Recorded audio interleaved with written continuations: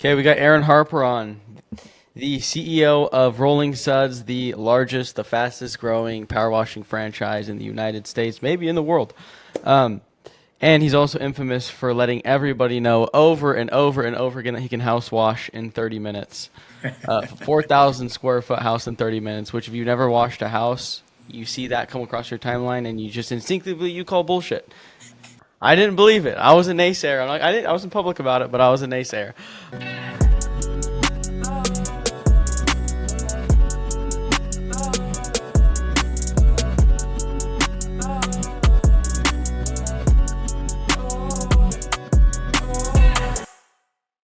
But nonetheless, I'm really excited to talk to him, man. Been watching or reading through your content for a while now, and just want to learn more about kind of what you're doing with Rolling Suds, the story, the background, and also some other cool stuff we have planned for later on. So, welcome Aaron to the podcast, the Johnny and Sergio Show. Awesome. Thanks for having me, guys. I'm excited. I've been looking forward to this. Yeah, same here, man. I think a good place to start is there's probably a lot of people that are going to watch this that haven't heard of you or know what you are doing. So, I want to start with how do you go from working in Hollywood to now owning the largest pressure washing franchise and everything in between. So let's start Okay. there. Yeah. I'll try to sum it up as succinctly as possible. But yeah. So graduated college and moved down to Los Angeles to work in Hollywood. Wanted to be a talent agent for actors and writers and directors. Did that game for a while. Worked with some Academy Award nominated and Academy Award winning actors. Um, and after years of that, I was like, I don't want to do this. I don't like anyone I'm working for. I don't want anything that they have. It's a grind, and I just wasn't interested in it anymore. And through some kind of trials and tribulations that I had, I ended up in Tennessee, and was kind of figuring out what I wanted to do next, and got a B2B sales role, and ended up becoming the best sales rep for AT&T, B2B sales rep for AT&T in the country in 2016. They then changed comp structures and all that, and I was going to make way less money.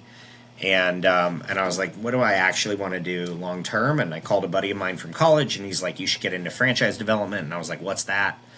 And he told me about it. Like, you get to help people become business owners. And I thought franchising was just McDonald's, which I think a lot of people do.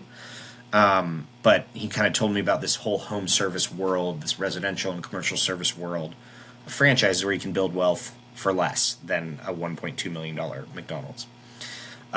Started working for the biggest carpet cleaning franchise in the world, helped grow that company by about 200 locations in 3 years. That company was purchased by a big private equity-backed restoration company that wanted to grow a portfolio of home service franchises. And so in 2020, they bought a brand in the drywall repair space from the founder. The founder exited. There were 100 locations sold, 40 franchisees, and they were like, Aaron, sell this. And it was the middle of COVID.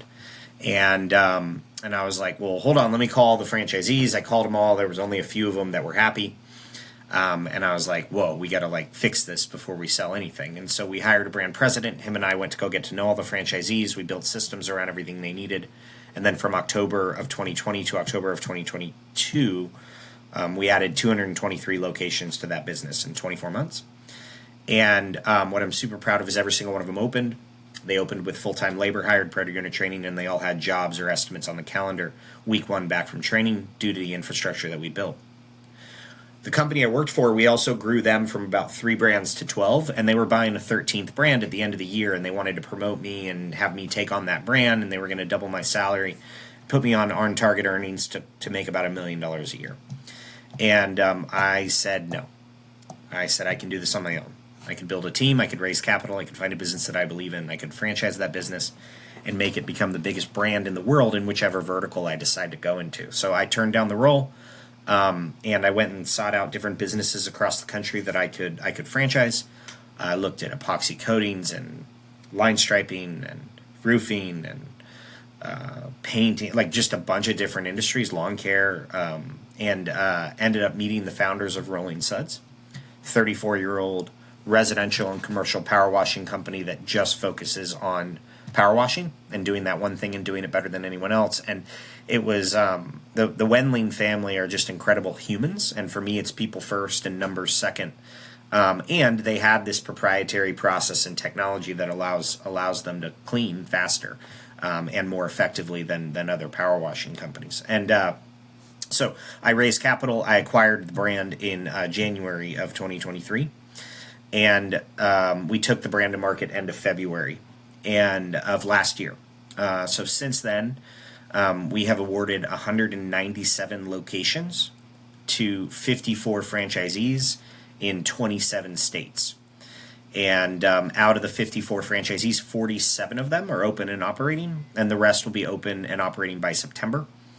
And I have a team now of about 20 people. And then we also opened up our own franchise, like corporate location in Nashville, where I live. And then on a personal side, I'm married, and I have a 3-year-old son and a 1.5-year-old daughter. Wow, lots to Wild unpack story, there. man. Yeah, So I mean, dude. let me get this straight. You've done zero, or not zero, but like 200 locations roughly in a 2-year span for multiple different franchises, like multiple times. Yeah, this is the third one. Yeah. Wow. And how? Like that's just the first question that comes Yeah. to my head. Like, how is that so repeatable? And how do you control quality, right? Because, I mean, we're not in the franchise business, but we're in business in a box business is the best way I Right. can put it. And Sure. so we have to balance how many people we can actually sell and actually help launch these businesses Yep. before, service starts to diminish and people start getting Sure. pissed at us. How do you do that so quickly? 200 locations in, what, a year and a half? Yeah, so you have to overstaff and pre-invest based on not where you are currently, but where you're going to go.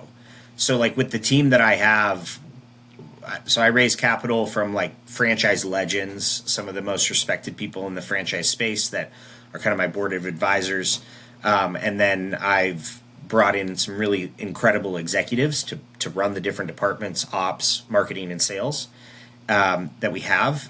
So collectively, with my board plus my executive leadership team and me, we have about 150-ish plus years, probably about 170 years of franchise experience across the whole leadership. It's also just experience, right? Like I know from past experiences, like what systems you would break and when, and what types of people or suppliers need to be put in place in order to prevent that from happening. So like we're built right now for a 300 to 400 unit system right now with the team that I have in place. We have about 38 supplier relationships with vendors in addition to the team of 20 people that we have. So it's just basically obsessively pre-investing in the business. That makes sense. I had a question and now I'm blanking on it. Oh yeah. So when you're bringing someone in and you're interviewing them, you have to obviously deem that they're a good fit or not Yeah. to award them a franchise. I know there's some franchises out there that will just award anyone and everyone Yep. that can pay the fee. But I know I've listened to some podcasts that you were on. I know that you're very into responsible franchising is a word I Yep. think I've heard you use a few times. Yep. What is your criteria for deeming whether someone is a good fit or not? And then also, are you rewarding? You have got to be rewarding multiple locations to one single person, right? How do you determine if they're a Yep. good fit for that, and how many you're awarding? Yep. So we've turned down 71 people that wanted to move forward and had the capital and just weren't right for our system. And I did that because I'm like very specific about who we're looking for because I know who's going to be successful in my system and who's not. And I think anyone who's thinking about becoming a franchisor needs to do that before, because when someone's coming there and they're like, I'm going to write you $100,000 check, if you don't know who is going to work and who's not, you're just going to take the check. And so I was very intentional. I sat down with the founders of Rolling Suds. I asked them what are the things that make them successful in terms of their attributes, and then basically built a buyer profile around that. We do not do single unit deals. The minimum deal we'll do is 2 territories, just simply because the buyer we're not looking for, or we're not looking for the single unit operator that wants one truck and wants to do it on his own, or maybe do it with his son and kind of like grow slow. Like, that's just not our buyer.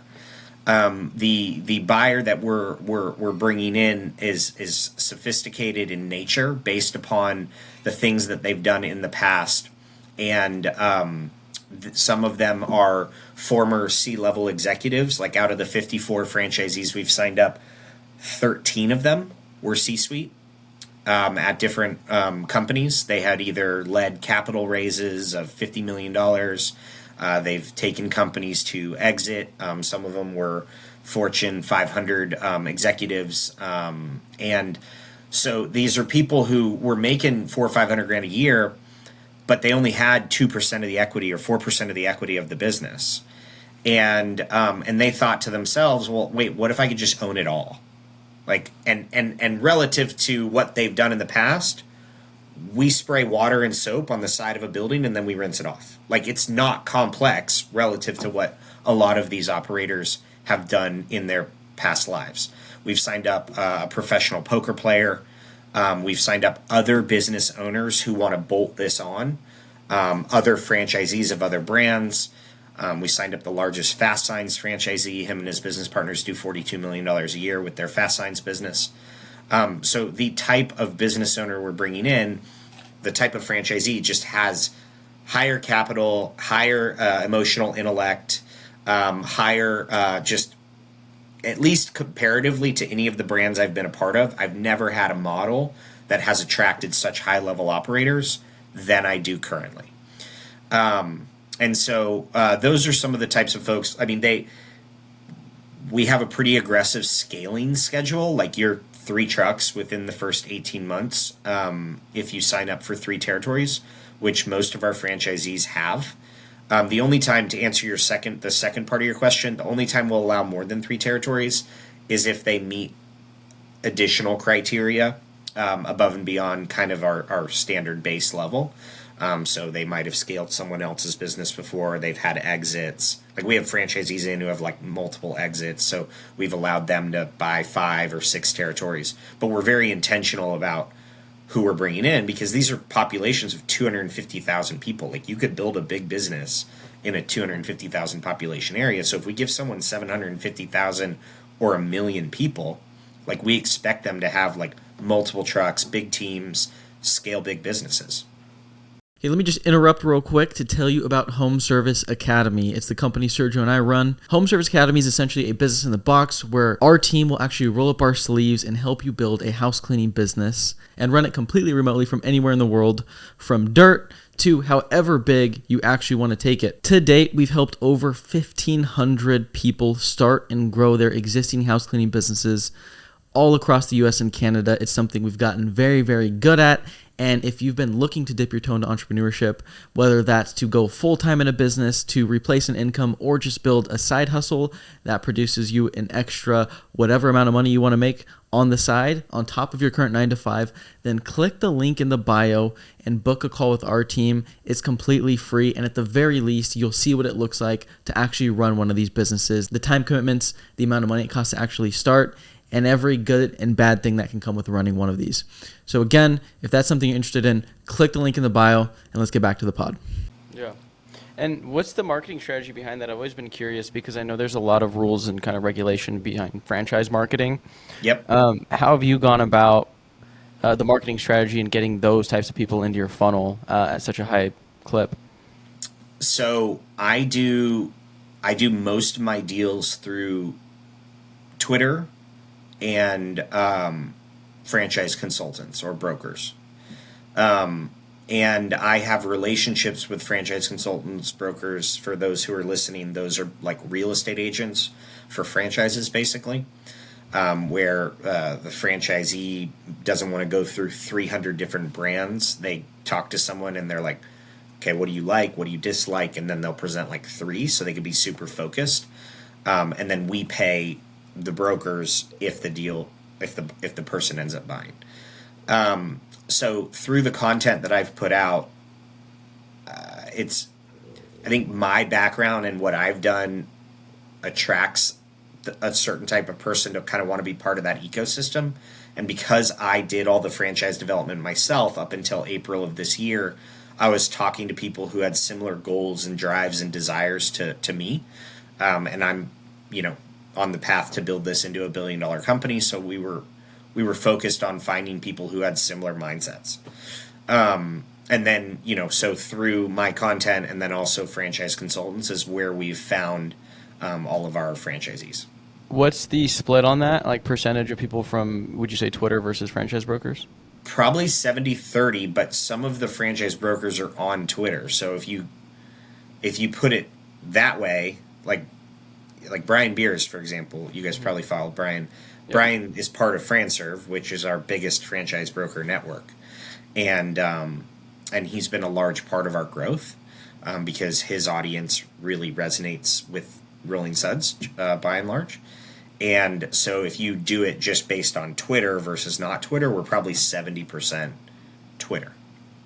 That's insane. The reason I asked that is because I pulled up your profile. You have 3,197 followers at the day of this recording, which in the grand scheme of social media, most people hear that and think, I mean, most college girls have 3,000 followers on Instagram. And it's like to be able to tweet and get that many franchise and that many qualified franchisees in is just so mind-boggling to me. And if you're not tweeting, definitely consider tweeting. Yeah, it's wild. It really is wild. Like if you would have asked me 3 years ago, do you think you're going to own a power washing franchise and find your franchisees from Twitter, I would have laughed at you. I'm like, no, it's crazy. But that's exactly what's happened. Wild, man. That's awesome. Yeah, how did you find your way in the small business Twitter? Like, how did you get into that? People started writing about Rolling Suds. Oh, okay. And we got, so my kind of like, if you call it an audience, would be in the franchise space prior to coming into small business Twitter as, part of, as I am now. I'm well known in the franchise industry. I speak at a lot of events, keynote different events, stuff like that. So I think that translated to Rolling Suds being a good opportunity because very rarely do you find an emerging brand that has both the institutional knowledge of whatever the widget is, right? In our case, it's power washing, and equal, if not greater, institutional knowledge about how to franchise a business properly. And I think that's part of the reason why franchising just has, in some circles, a bad reputation because someone says, I've got a good business and I'm going to franchise it, but they know nothing about franchising. And franchising is actually a different business that requires different skill sets, different capital, different supplier relationships. And so as we've been able to bring a brand to market with the institutional 34 years of power washing knowledge and then my experience plus my team's experience and my advisor's experience in franchising, I think that's a large reason why we've had so much traction. And so that has transitioned from the franchise world into the small business Twitter world. Yeah, I'm on curious. that topic, you've obviously scaled very quickly in a small amount of time. Do you think you could have done something similar if you had done corporate-owned locations? Or do you feel like No. the power of franchising does allow you to scale so quickly? So we opened a corporate location in March of this year. We're On top of the one that you bought, right? Like a second location? yeah, like a from scratch Nashville location, not a 30-plus-year-old business. And part of the reason for that is we have the corporate owned unit is like kind of operating more or less on autopilot. They're not in growth mode. They're not reinvesting in more trucks, more locations. Like they're just casually growing each year. Everyone who I'm bringing in wants to grow in like kind of a rapid rate. So I thought it would be helpful if I could do the same thing at the same time because whatever we do in Nashville, we can test things out, we can tweak stuff, whatever works, we could bring it to the rest of the franchisees to help everyone kind of exponentially have their businesses grow as well. And I do think that there's a piece of responsible franchising to that because they don't want a $2 million power washing business, which is what our founding location does based upon our franchise disclosure document from this year. They want to grow a massive business that's much larger than that. And while I do know that the capacity and the capabilities there, we don't have the data yet to support it because we're so new and we just don't have anyone in the same level of growth mode as we are, because we can funnel all of our profits from a corporate location back into the business, back into more trucks. And so if we can do it at the same time, we can even be better franchisors. With that said, to answer your question, it costs hundreds of thousands of dollars for us to open a corporate owned unit and put the right teams in place and buy trucks and get a physical location, just as it does for a franchisee to. Well, my experience is in franchising and supporting franchisees, so I built a business around what I know how to do. It would cost a lot more money and take my time away, because again, opening corporate locations of a power washing company is a much different business than the power washing business, or than the franchising business. And I wouldn't be able to effectively do both, not at this scale.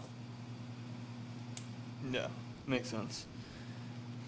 What would you say the biggest benefit is because lots of people make the argument you should only franchise if it's a reputable brand, right? In home service, you can't really name too many huge brands in home service, as opposed to you go to restaurants, you've got McDonald's, Chick-fil-A, Taco Bell, Right. You know what I mean? So what would you say to somebody who's considering home service franchise and they'd want to come and join Rolling Suds as opposed to starting one on their own? Yeah, so I mean, I would push back a little bit on that. That yes, there's not a McDonald's, or like franchising's not as big in the relative to like a McDonald's that has locations everywhere. However, every industry in the home service space has a category leader.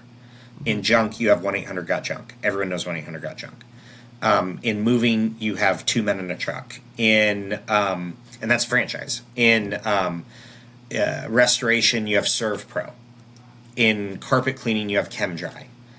In electric, you have Mr. Electric. You have Mr. Rooter, right? Like, these are all franchise brands. And there is a collective knowledge and brain trust amongst those franchisees across the whole country that is invaluable. So to go start that on your own and try to get the same amount of scale, it's impossible. You just wouldn't be able to. Yeah. Now, in an emerging brand, you're betting on the emerging brand's ability to get there. And some franchisees, like a lot of the ones we've turned away, they weren't franchisee number 20. They would be franchisee number 150, but they were not franchisee number 20 because they had a lower risk tolerance. They needed to see 200 locations and data from the last 3 years in order to make the investment and the size investment it is to become a Rolling Suds franchisee. However, the rub on that is that if they wait 2 to 3 years from now, their territory won't be available. So they might have an opportunity to buy a resale, but resales typically happen 2 to 3 years within the system. So other franchisees end up buying those other resales that end up inevitably happening. So there's an incredible amount of value, not only in the brain trust of all of the franchisees running the same business in different markets, but you have 20 people. I have 20 people on my team that are there to support franchisees.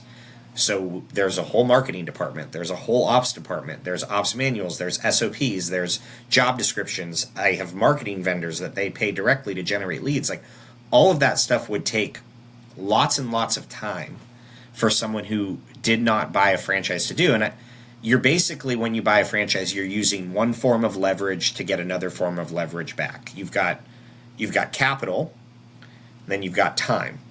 You can spend capital in the form of an upfront investment and an ongoing royalty fee to get a considerable amount of time back.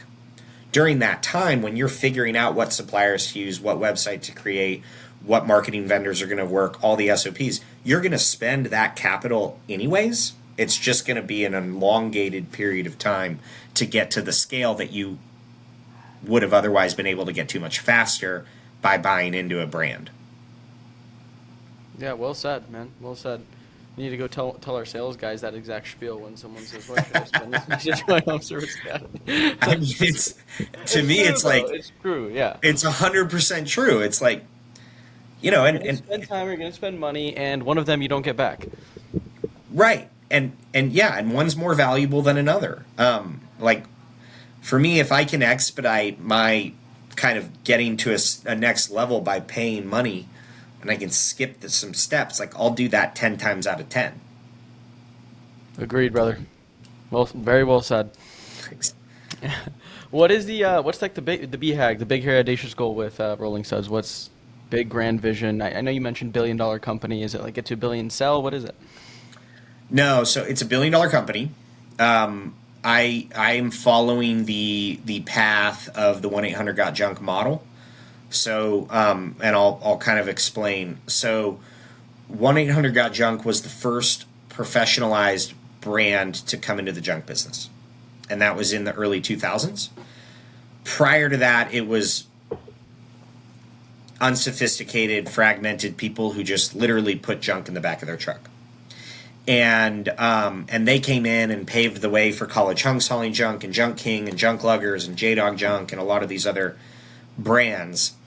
However, if you combine each one of those other brands all together,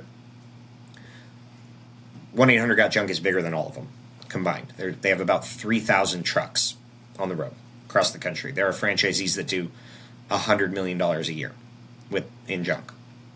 And I don't think they would have been able to get there if they weren't first. Brian Scudamore is really smart. He's someone I look up to, but I think there was an element of like being in the right place at the right time. And in 20 years, he built that into a $1 billion company. Now, Yeah. he didn't have any experience in franchising. He was right place, right time. But they didn't really have any systems in place till like 5 years in. And you'll even hear, like, if you listen to podcasts that his franchisees have been on, they'll tell you that. They'll be like, we were kind of on our own on an island for the first 5 years. It's a different situation now. I came in with the systems. I came in with the team. I came in with the capital. I came in with the experience in franchising. And so I think we can get there considerably faster than that. As long as we continue to bring in the right franchisees who share our vision and our goals. And then the BHAG is to add other brands in the future. And I don't know when that's going to be. It's going to be when Rolling Suds doesn't need me as much. And I can not divert resources in a way that would harm the brand. And I don't know when that's going to be because the business needs my full attention. We're 18 months into this thing. You know what I mean? So like we're still very beginning stages. There's about 900 good territories in the country. And we're at 197. So there's still hundreds of territories that we can sell. So, you know, and then my goal is to help every single one of the franchisees that joins my system achieve their goals. And their goals are related around getting their business to a scale that is meaningful enough for them to continue to do it and to continue reinvesting. And so we have development schedules where they'll open each territory that they buy with a truck. And so they do that in a period of time in which they agree to. And so my goal is to help the franchisee either meet or exceed their development schedules so that they can achieve their goals. And I feel like if my team is focused on helping them achieve their goals, then all of our businesses will grow because I can't do this without successful franchisees. Right. Yeah, that's awesome, man. Interesting that you mention other brands. Because I have right here, I really wanted to ask you, is if you weren't doing Rolling Suds or if you had to add on more brands, what would they be? And what not only what would they be, but like what are some also overlooked ones that you think would crush it that you don't see much activity in franchising yet? Specifically in home service. That's a good question. So I looked at 24 different businesses. I liked the line striping space. I liked the insulation space. I liked lawn care. But ultimately I ended up passing on those because there was either a B2B component or a B2C component, and there wasn't really both. And so with Rolling Suds, we're predominantly commercial. However, there's still a B2C component. And from a franchisor perspective, telling someone that all we do is B2B means that there's no real like levers they can pull on the back end to generate leads from digital marketing efforts because it's all referral partners and outreach. warm and cold outreach essentially. And so as I look to other brands in the future, the things I'm looking for are the same. I want there to be a both B2B and a B2C element. I want it to be a fragmented industry where there's not a ton of competitors on a national level. I want it to be recession resistant. I want there to be a massive total addressable market. I do not like skilled labor, so it has to be unskilled labor. I like things that have a difference in product offering or a USP, a unique selling proposition. We benefit from the ability to clean houses faster, better, stronger than anyone else or buildings. And so that's something that provides a moat for our franchisees in a market. We went live with Chris Corner and cleaned a 4,800 square foot house in 22 minutes and 13 seconds. No one else can do that other than us. So those are some things that I'm just trying to piece together as I analyze different opportunities. But again, my full focus is Rolling Suds for the foreseeable future. So it sounds like we might see you in the house cleaning space one day.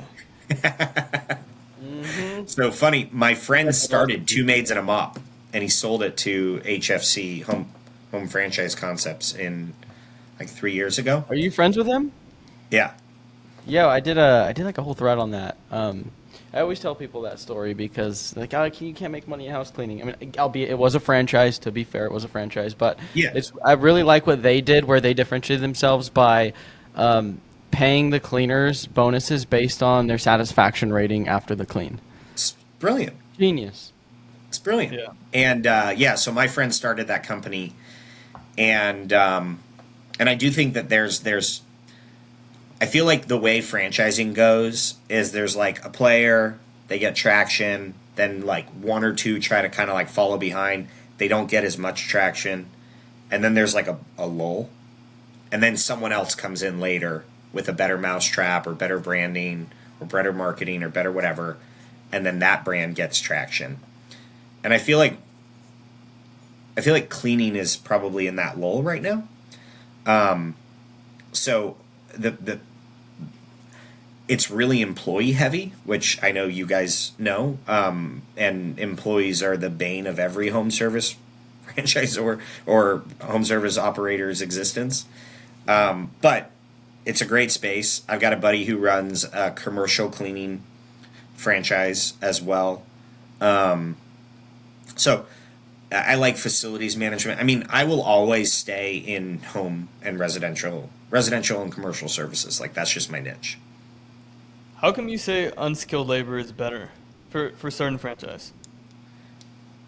So if you are a business owner and you cannot train the person that works for you how to do the thing, you are dependent upon an employee. There's a key man risk inevitably.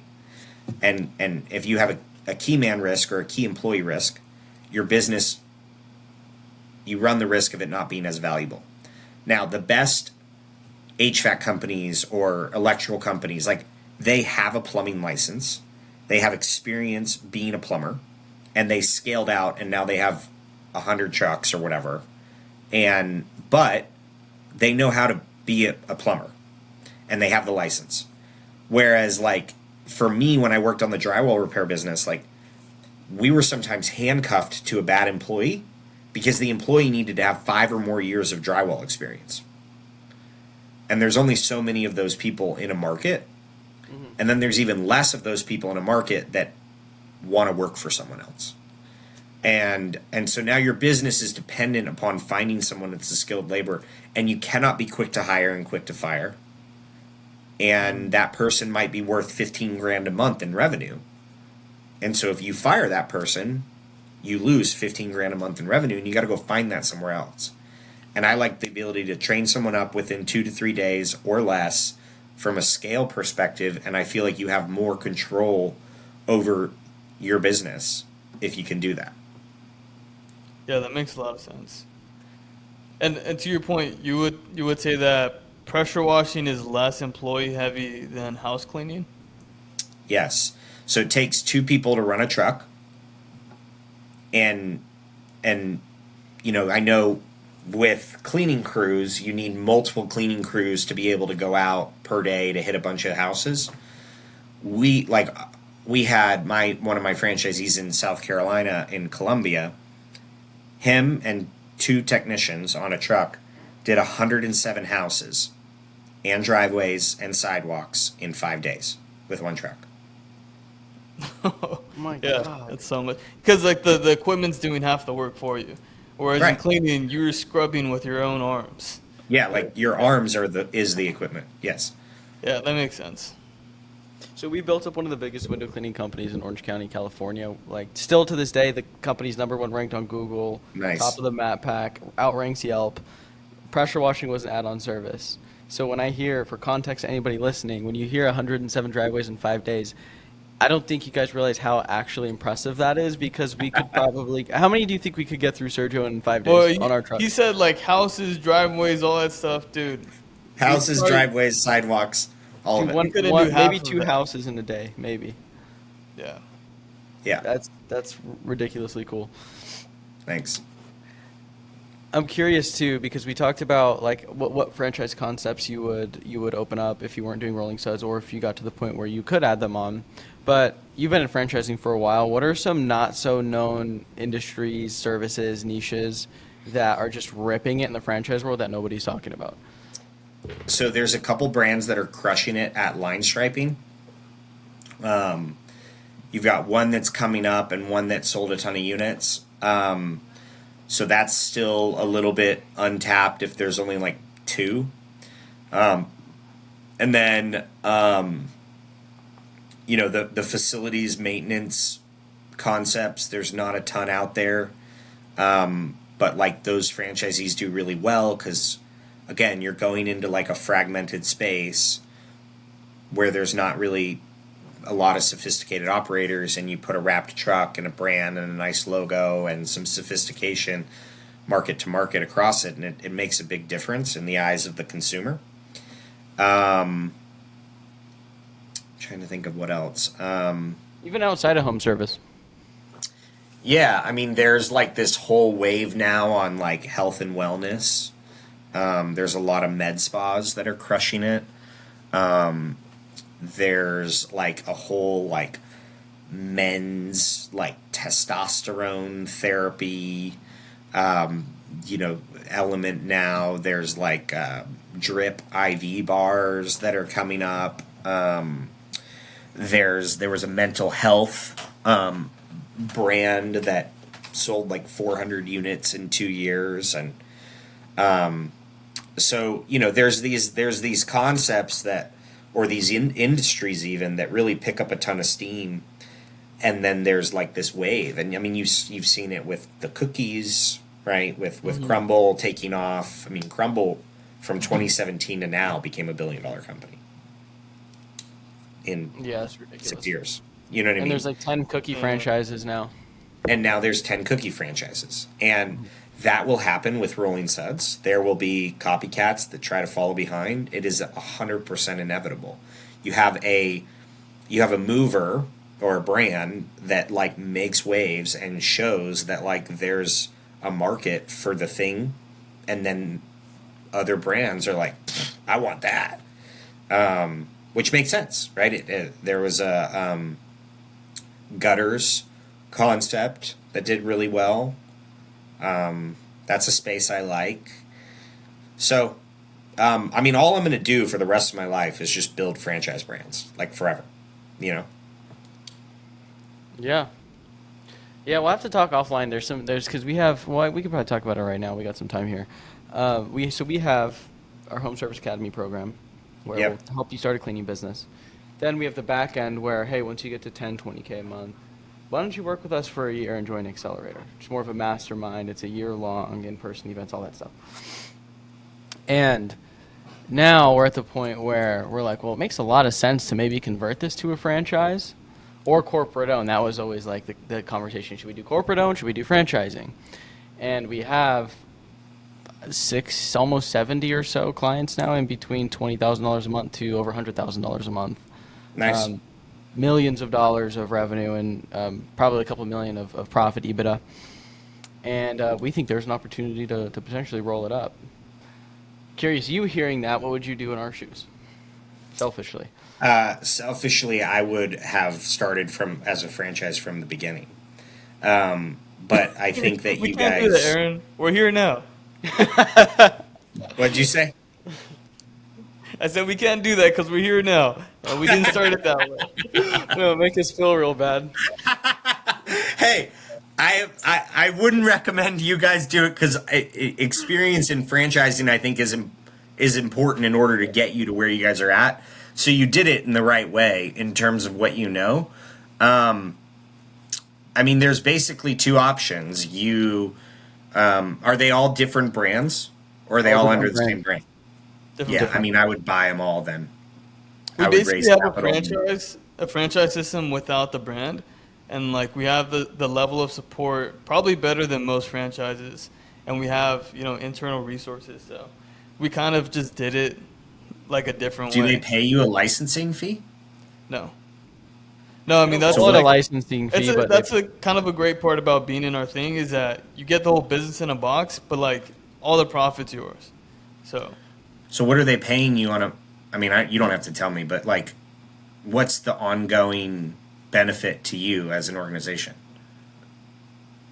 that's why we have the mastermind. So we charge them a smaller fee, probably 1/3 of what the back end is of the year-long mastermind. So that's for 4 months. They pay us the one-time fee. That is it.